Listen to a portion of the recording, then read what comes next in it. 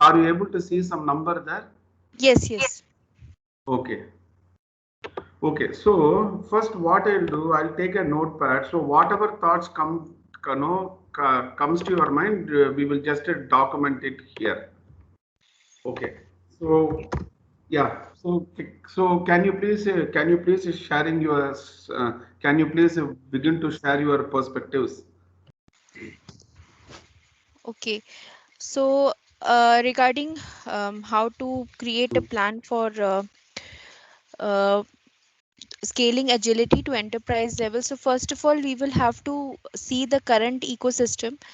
Um, what are the teams, how they are organized, and what is the portfolio. Then we have to visualize where we want to reach, Okay. Okay. and also define some major milestones like level 1, level 2. Okay. And then also if there are any impediments which are currently already highlighted in the ecosystem, then we will target them uh, in order to resolve them through the scaling of the enterprise agility. Okay. Okay. And then for sustainability also, we will create a goal about what is the sustainable pace of our agility that we want to achieve. Okay. What are the metrics or measure of success for them.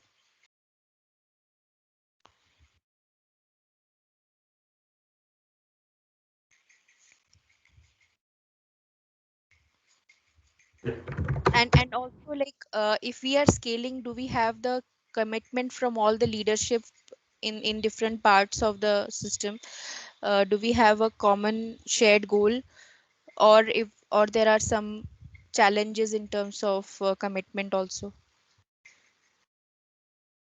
So how will you, if there is a challenges in terms of a commitment, so generally how will you address it? Any thoughts you have? So for such situations, like, I try to find out the problems, Hmm. what are the problem areas, and I try to showcase the benefit of doing the agility, and then how it will benefit, and we will be able to resolve many of those problems. So through this, I would like to convince the leadership and try to get their commitment, because the Mm-hmm. return of investment is high in terms Hmm. of agility. Mm-hmm. Okay. Okay. Hmm. Okay. Okay.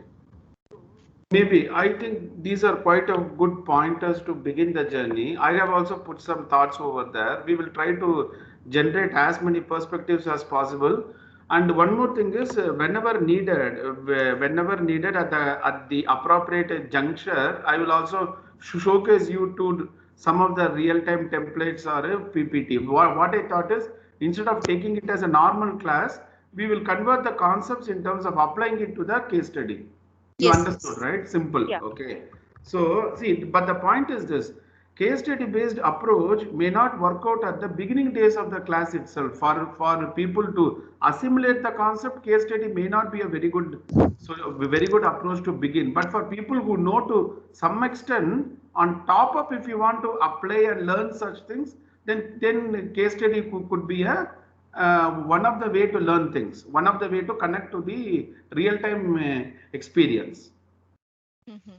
But without knowing concepts, if someone is giving a case study and try to solve, it's not going to work out, because if you don't know the fundamentals, you cannot generate all these thoughts itself, Yes, right? yes.